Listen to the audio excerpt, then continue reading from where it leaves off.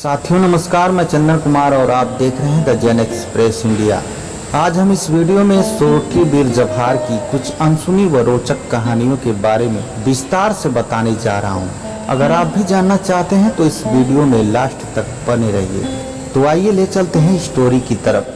सोरठी सोरठपुर के राजा उदयभान सिंह की बेटी थी। उसकी माता का नाम कमलावती था। जब सोरठी का जन्म हुआ तब पुरोहित को उसके नामकरण के लिए बुलाया गया। पुरोहित सोरठी की कुंडली और हस्तरेखा देखकर आश्चर्यचकित रह गया। सोरठी बुद्धि, विवेक और सद्गुणों की खान होगी, ऐसे कुंडली देखकर पुरोहित कुंठित हो गया। उसने कुटिलता का परिचय देते हुए उदयभान सिंह से कहा कि वह राज्य के लिए अशुभ है और उसे नदी में फेंक देना चाहिए। राजा को पुरोहित पर विश्वास था। नन्ही सोरठी को नदी में फेंक दिया जाता है। नदी में बहती नन्ही सोरठी केका नाम के एक कुम्हार को मिलती है, जो कि निसंतान था। केका की खुशी का कोई ठिकाना नहीं रहता है। वह बड़े जतन से उस बच्ची का लालन पालन करता है। सोरठी ठहरी गुणों की खान, ऐश्वर्य उसकी किस्मत में लिखा था। इसलिए सोरठी के भाग्य से केका कुम्हार के धन और ऐश्वर्य में खूब वृद्धि होने लगी। धीरे धीरे सोरठी भी बड़ी हो गई। सोरठी इतना सुंदर थी कि कोई भी देखकर उसे मोहित हो जाए। एक दिन उस पुरोहित की नजर सोरठी पर पड़ी।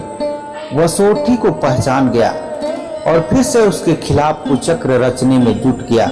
उसने नीचता का परिचय देते हुए राजा उदयभान सिंह के सामने सोरठी के रूप और सुंदरता का खूब बखान किया।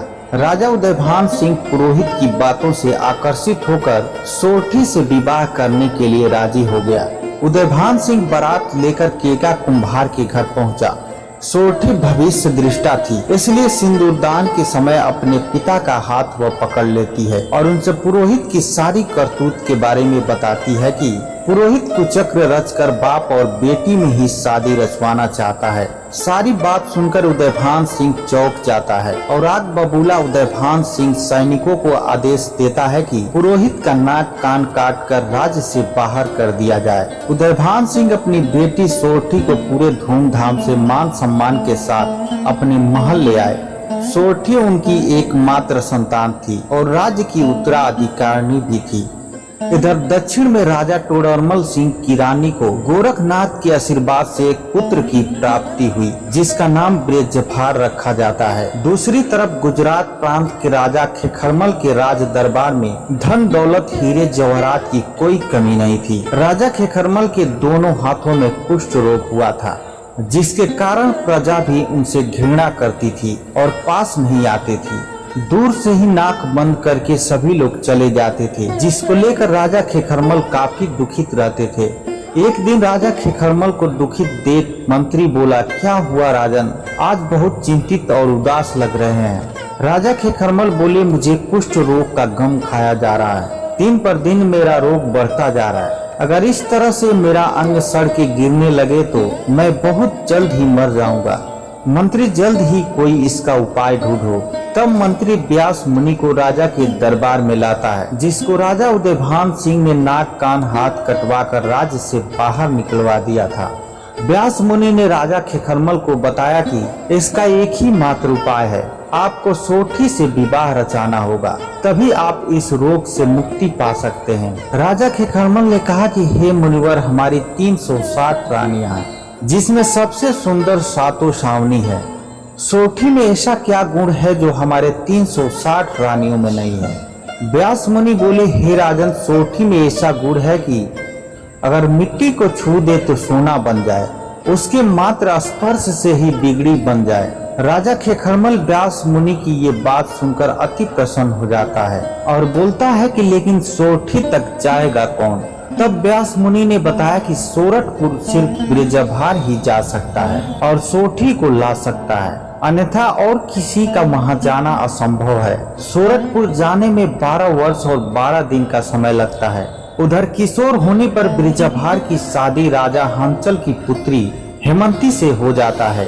शादी के बाद ब्रजभार गुजरात अपने मामा खेखरमल के यहाँ आशीर्वाद लेने पहुँचता है, जिसे वह अपनी शादी में आमंत्रित नहीं कर पाया था। बृजभार को दूल्हे के पोशाक में देखकर कुष्ठ रोग का शिकार राजा खेखरमल काफी दुखित होता है और बोलता है कि प्रजा तो हमसे घृणा कर ही रही है, लेकिन तू भी मुझसे घृणा कर रहा है। शादी कर लिया लेकिन अपनी शादी में मुझे आमंत्रित तक नहीं किया।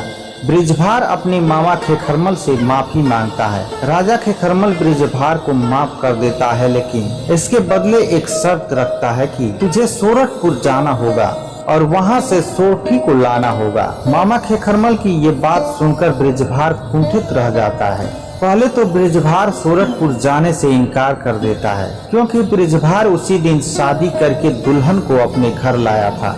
मामा खेखरमल से बृजभार एक दिन की मोहलत मांगता है, लेकिन राजा खेखरमल उसे इनकार कर देता है और उसे उसी दिन सोरठपुर जाने की तैयारी करने को कहता है। इससे पहले एक बार राजा खेखरमल अपने शादी को लेकर काफी चिंतित थे, तो उस समय भी बृजभार ने राजकुमारियों को खोजते खोजते अमरपुर पहुंचा था, जहां की 360 राजकुमारियां अविवाहित थी।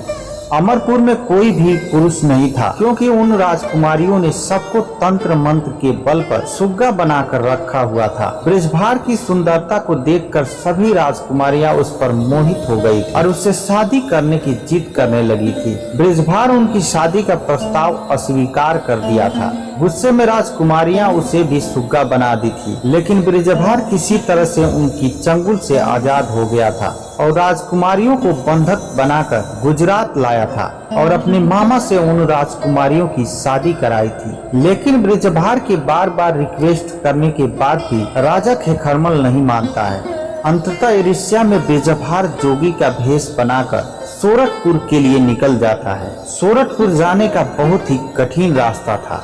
वहां जाने में 12 वर्ष और 12 दिन का समय लगता है। सोरठपुर के रास्ते रतनपुर, पकवाईनार, हस्तिनापुर, हेवलपुर आदि जगहों पर बृजभार का पाला तंत्र मंत्र से निपुण जादूगरनियों से पड़ता है, लेकिन वह सभी विघ्न बाधाओं पर पार पाता हुआ सोरठपुर पहुंच जाता है। सोरठपुर की सीमाओं पर राजा उदयभान सिंह के सैनिकों का कड़ा पहरा था। सैनिकों का आदेश था कि कोई भी युवक शहर की सीमा में प्रवेश नहीं कर पाए। बृजभार जादू से एक बूढ़ा का भेष धारण करके नगर में प्रवेश कर जाता है और अपने असली रूप से बाहर आकर वह एक फुलवारी में आराम करने लगता है। यह बात सोरठी को पता चल जाती है और वह बृजभार से मिलने फुलवारी पहुंचती है और बृजभार सोरठी को अपने मामा का सारा वृत्तांत सुनाकर उससे शादी का प्रस्ताव रखता है। सोरठी बृजभार के मामा कुष्ठ रोगी खेखरमल से विवाह करने के लिए तैयार हो जाती है और अपने साथ तंत्र मंत्र में दक्ष एक मालिन को साथ लेकर बृजभार के साथ गुजरात के लिए निकल पड़ती है। सोरठी और मालिन के साथ बृजभार इंद्र के रथ पर सवार होकर गुजरात खेखरमल के पास पहुंचता है। खेखरमल जैसे ही सोरठी को देखता है, उसका कुष्ठ रोग ठीक हो जाता है। खेखरमल सोरठी से 2 गुने उम्र का था, लिहाजा अपनी ढलती उम्र का हवाला देकर खेखरमल बृजभार से कहता है कि सोरठी से विवाह उसे करना चाहिए। मामा के कहने पर बृजभार सोरठी से विवाह कर लेता है और विवाह के पश्चात बृजभार को अपने राज्य का उत्तराधिकारी घोषित कर खेखरमल तपस्वी का भेष धारण कर जंगल में तपस्या के लिए निकल जाता है। इस तरह सोरठी और बृजभार सुखी पूर्वक अपना जीवन व्यतीत करने लगते हैं।